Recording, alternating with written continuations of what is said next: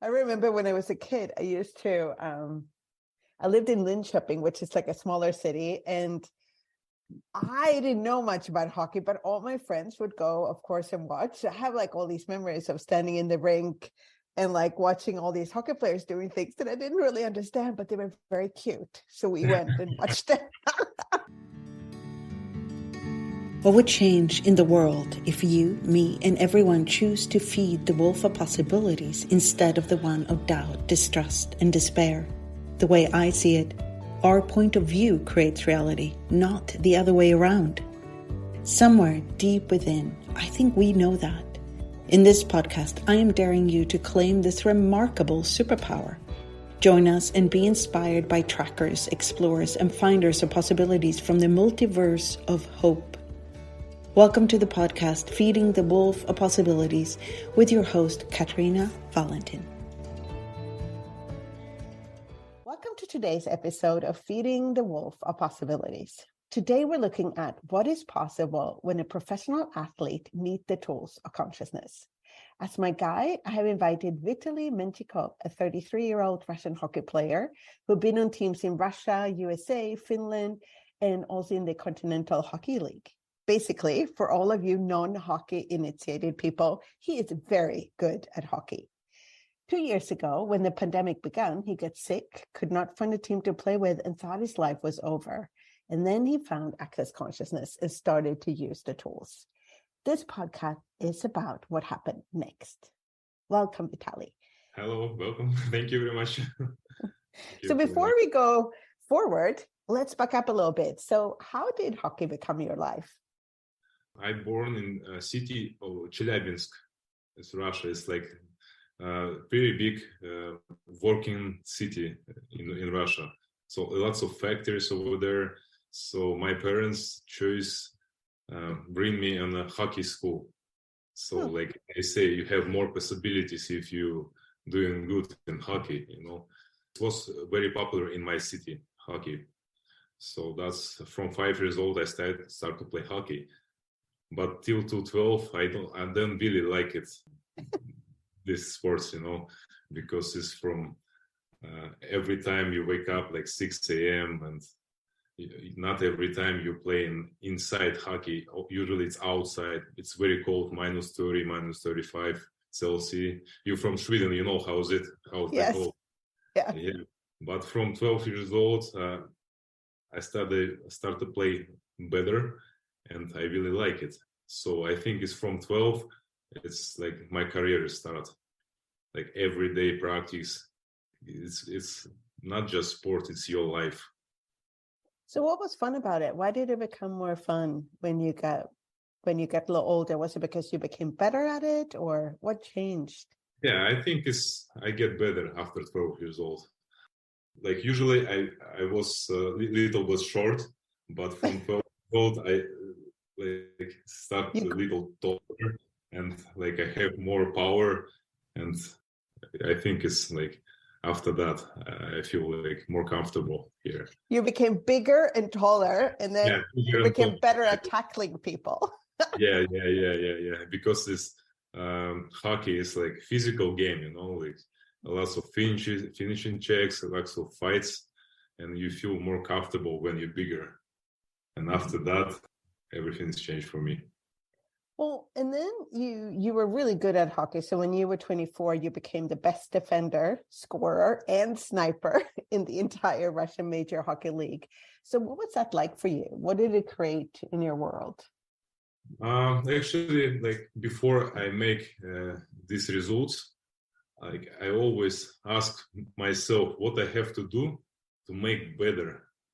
And like me and my wife Victoria, we're sitting like that and think like we play in high league. It's not really good, like money over there, but you do the same thing like in the highest league, like same power, same like mentally and everything, and we figure out what we need to do to make next level. So score goals, and I do it for this year, you know.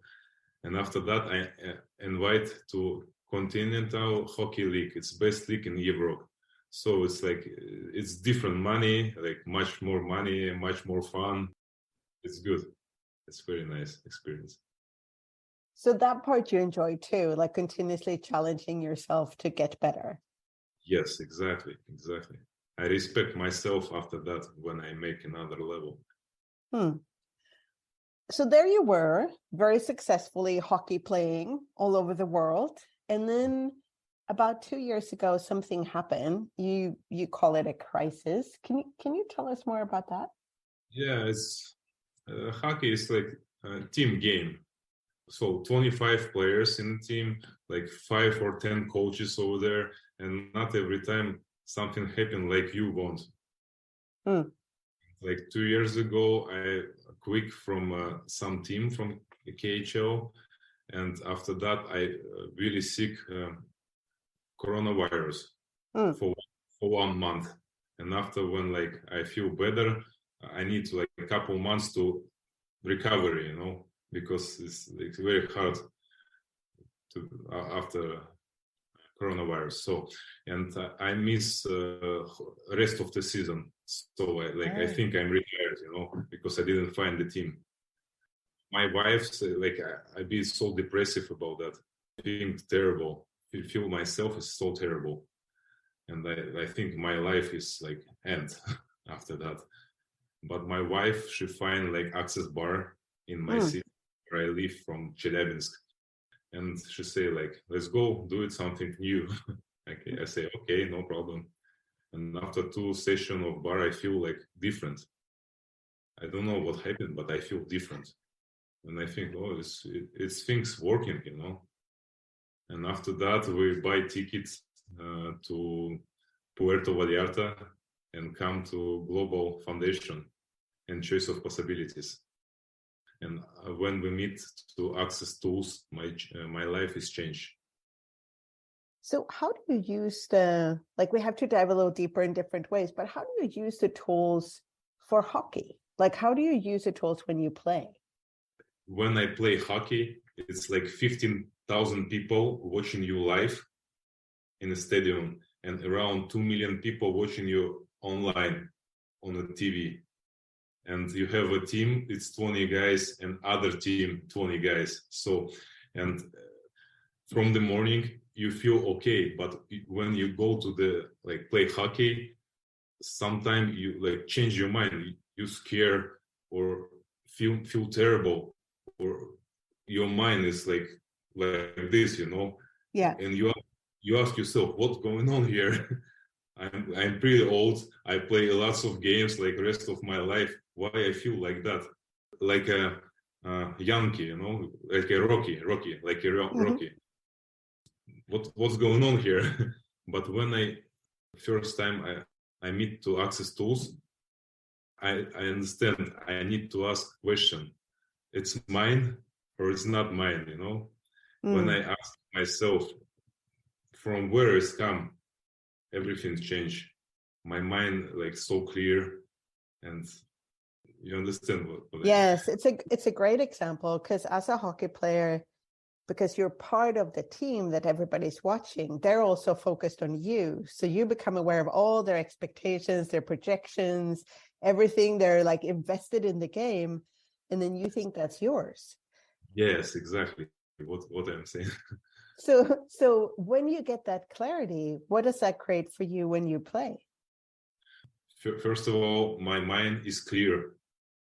I feel great when I ask the question before the game. Before I come to play, I ask the question, and my mind is clear. So, and I can focus on the game. It's much better for me. And after that, when I start to use that tools, I make pretty good results. And I sign contract in Jokerit Helsinki. It's team from Finland. It's best team in the league, in KHL league. So I'm first Russian hockey player in whole history on that team. So that's a very good result from using the tools. But if you go back then to this crisis, you said to me that you think that in some ways you may have created that crisis to change your life. Can you tell us a little bit about what that What do you mean with that? Right now, I understand I make that crisis by myself because I really bored to play hockey and that not really good quality of teams. That's why I make this crisis to leave from that team to make another level, So creating a crisis to allow you to change to something greater, basically. Yes. So, you said you talked about your childhood and that hockey became your life, and then you were very depressed when that disappeared. So what happened when you got your bars run? What changed, if you try to describe that? I know you said you didn't really have the words for it, but if you looked at what changed in the way you viewed life after you had your bars run. First of all, I told you before, I have so much things inside my head, and be so depressive. And after bar session, more relaxable. I feel more relaxable, and more possibilities come inside my head. So would you say that you got the sense that maybe hockey wasn't your whole life? Yes, I can explain. It's like a soldiers. Soldiers start from 18 years old. As professional sportsmen start from 3-4 years old, and you do the same thing every day. It's whole your life, every day. And when you retired, you don't know what's going on here. I do it every day of rest of my life, same thing. And right now, what I'm supposed to do? And think inside your head, no one love me, no one feeling inside your head, I don't need anymore to someone like this. You don't need other people's Yes. approval or validation to create your life. And lots of violence and abuse in sport. Okay. So, yeah. And after you retired, you try to come to psychoanalytics. Yeah, like a psychologist or a psychiatrist. But they cannot help you because they don't know this experience, how this inside the sport. That's why I think access tools can help a lot to sportsmen. Well, that was actually one of my questions. What does consciousness add to sports that you see missing today? In my career, I have lots of experience to abuse. When coach abuse you, it's your fault. We'll all lose about you because it's your mistake. It's like abuse. And if you know the tools and you know this abuse, because for that time I didn't know this is abuse, how they call abuse. I think it's normal life. He always abuse you. It's okay, because it's Russia, always abuse. And then you don't have to buy it as real. Exactly. You don't have to buy this for real, and you don't have to judge yourself. It's not help to play better for you. So what do you think it would change if kids that play hockey had these tools? Access tools can help you be concentrate on your sport, make better results. You can ignore little things. You can concentrate on your dream or something and do it what you want. Ignore abuse, ignore some stress from other people's what you're feeling. I think it's helped a lot. What would you say hockey is for you today? As for me, I think it's part of my life, past part of my life. Right now, a couple months ago, I retired. I understand I have something more to do. It's my past part of my life, but I respect my hockey career, and right now I start new life, and I have lots of more possibilities. What is your dream for the future? I'm not sure about my dream, but life is interesting. I love to traveling. I love to talk to people, and I love to like teach people something to make him better, to make his life better. Well, if you look at your colleagues, like your other former hockey players, if you kind of look at what it's like for them and what it's like for you, is it different? Yeah, it's much different because when I retired, I told you I have inside my head lots of possibilities to do. Like life is like it's amazing. You can do wherever you want. Most important, if you like your business, it's gonna be like go up. If you don't like your business, it's go down. Better to find something what you love, what you like. But lots of my friends, when they retire, they think life is gone, life is done. They can't do it something else, only hockey. Usually they think like, oh, when I retired, I have to go to hockey coach. That's it. No possibilities for him. So you're saying that for you, there's like all these different possibilities or roads opening, while without the tools, there's like one road. You have to hockey player and then coach. Yes, exactly. One or two roles, that's it.